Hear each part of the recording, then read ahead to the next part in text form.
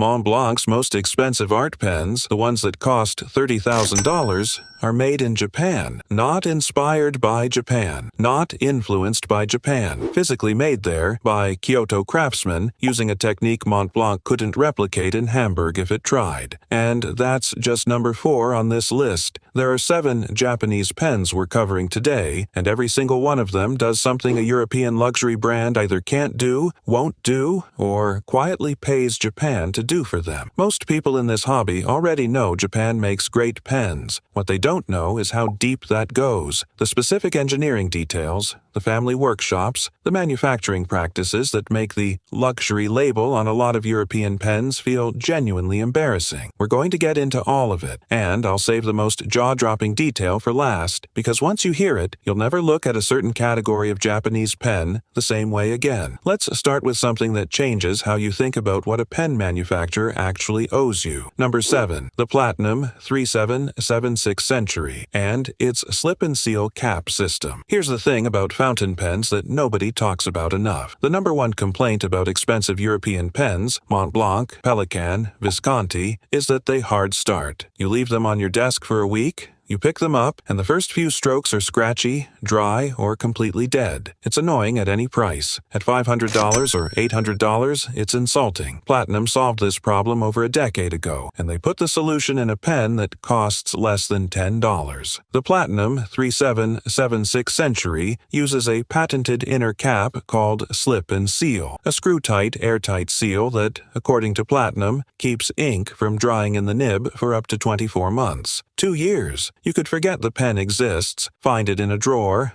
uncap it, and write. And the part that really stings for European brands, Platinum built a version of this same seal into the Preppy, their budget pen, back in 2006, years before most people had even heard of the 3776. Long-term testers have found that even the cheapest Platinum pens with this inner cap system write immediately after sitting idle for 6 months to a year. So, while European luxury brands are still charging you hundreds of dollars for pens that need a warm-up ritual, Platinum was quietly putting the fix into pocket money pens and not making a big deal about it. Number 6. The Pilot Custom 823. The Custom 823 was released in the year 2000 to commemorate the 82nd anniversary of Pilot's founding. That backstory sounds like marketing fluff until you look at what the pen actually does. It's the only vacuum filler in the Pilot collection, and it uses a plunger system with a built-in shut-off valve, meaning you can seal the ink chamber completely for flying, for travel, for throwing it in a bag without a second thought. It holds a 14-karat gold nib and carries ink through a vacuum mechanism that draws fluid directly into the barrel, giving you a capacity of 2.2 milliliters, more than almost any comparable pen in its class. Current pricing sits around $416, which is where things get interesting, because for that money, you're getting a travel-safe filling system, a gold nib made entirely in-house by Pilot, and enough ink to write for days without stopping. A comparable Mont Blanc or Pelikan piston pen costs significantly more, doesn't hold as much ink, and in many cases uses a nib sourced from a third-party manufacturer. We'll get to that in a moment. Number 5. Sailor and the Nagahara nibs. Most fountain pen nibs, even expensive ones, are pretty standard. A piece of metal, split down the middle, tipped with a ball of hard alloy. That's the design. Sailor's late master, Nobuyoshi Nagahara, looked at that design and decided it wasn't enough. He apprenticed at Sailor in 1947, and by 1991 he had revived and refined the Naginata Togi, a nib ground to write differently depending on the angle you hold the pen, giving you line variation that most nibs simply can't produce. But the real showpiece is the cross-point nib, which is literally 2 nibs stacked and slid into a cross shape to allow an unusually heavy, wet flow. And then there's the King Eagle, which used 3 layers, 3 nibs, welded and shaped by hand into a single writing unit. This is a living craft tradition passed down between generations. Nagahara Sr. worked until he passed in 2015, and his son carried the lineage forward after that. No outsourced nib house in Europe is doing this. Mont Blanc isn't doing this. These nibs are so rare and so labor-intensive that Sailor actually suspended new Naginata Higanata Togi orders for 18 months in 2017 just to work through the existing backlog. That's not a marketing stunt. That's a craftsman who physically cannot make them fast enough. Now, here's the thread I want you to hold on to, because it connects the next two entries and it's the thing almost nobody spells out clearly. We've been talking about Japanese pens that out-engineer European ones, but there's a deeper layer to this, a question about where European luxury nibs actually come from. I'll get back to that. First, number 4. Number 4, Mont Blanc's most prestigious art pens are made in Japan. Mont Blanc's top-tier Maki-e high artistry pieces, the ones that represent the brand's most artistically ambitious work, are created using traditional urushi lacquer by Japanese craftsmen in Kyoto. The Meisterstück calligraphy, Maki-e, Tribute to Kyoto Fine Craftsmanship Limited Edition, had its barrel created by a Japanese Maki-e master in a process that takes approximately 3 months, layering gold powder over cracked abalone shell particles. The designs came from Chiso, a Kyoto kimono atelier that Mont Blanc itself describes as having been founded in 1555. The pen was limited to 88 pieces and priced from around $30,500. So, the German luxury icon, the brand with the white snowflake and the boutique on every high street, goes to Kyoto when it wants to make something truly extraordinary. It outsources its most prestigious work to the very craft tradition it competes against, and the buyers paying $30,000 for the Mont Blanc experience often have no idea the barrel was made in Japan. That detail is buried in the spec sheet. It's not on the brochure cover. Number 3, Nakaya. Since its reappearance in 2000, Nakaya has represented a different kind of pen entirely, made by a small group of craftsmen working almost exclusively with urushi lacquer and traditional Japanese finishes. What most people don't know is where those craftsmen came from. Nakaya was founded by Toshiya Nakata, a director at Platinum and grandson of Platinum's founder, and the workshop was staffed by craftsmen with over 40 years of experience at Platinum. These aren't hobbyists. These are the people who built Platinum's reputation, now working on their own terms.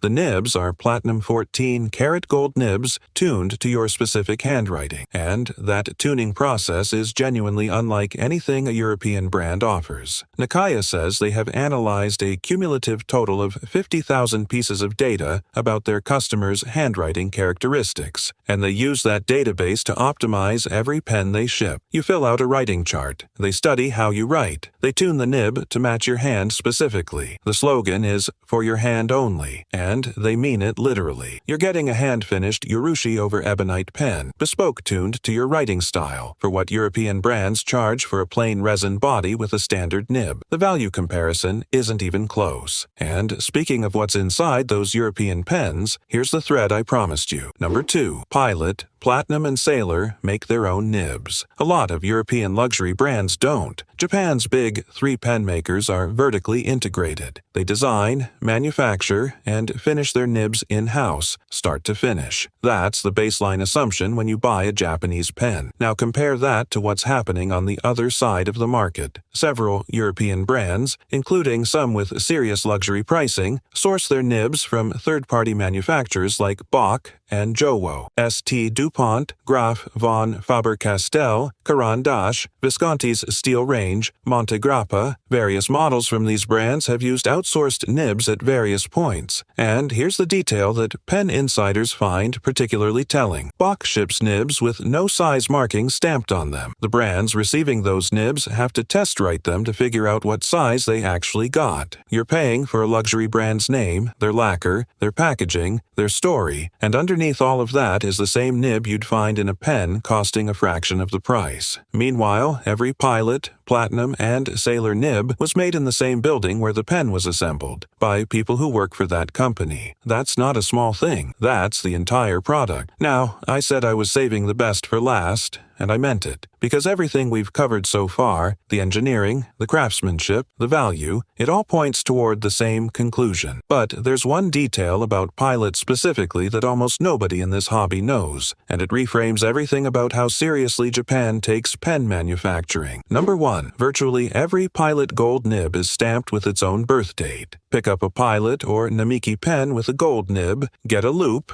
a magnifying glass, and look at the base of the nib. You'll find a tiny code. It encodes the month and year the nib was made down to the month in Western calendar format. There's even a factory letter that tells you which plant produced it. One documented vintage Pilot Custom K reads 1971, the year the custom line launched. You need magnification to read it, which is exactly why almost nobody knows it's there. Pilot isn't advertising this. They're not putting it in the brochure. They're just doing it as a matter of internal manufacturing accountability. Every virtually gold nib gets a timestamp. That's a level of traceability that Mont Blanc, Pelican, and every other European brand simply doesn't practice. And when you think about what that signals, the culture, the discipline, the quiet insistence on accountability, even when nobody's looking, it says more about the difference between Japanese and European pen manufacturing than any spec sheet ever could. So here's where we've landed. Platinum put a 2-year seal in a $10 pen while European brands were still making you shake out hard-started nibs. The Custom 823 has been a vacuum-filling, travel-safe, gold-nibbed workhorse since 2000, and it still undercuts comparable European pens on price. Sailor's Nagahara nibs are hand-welded,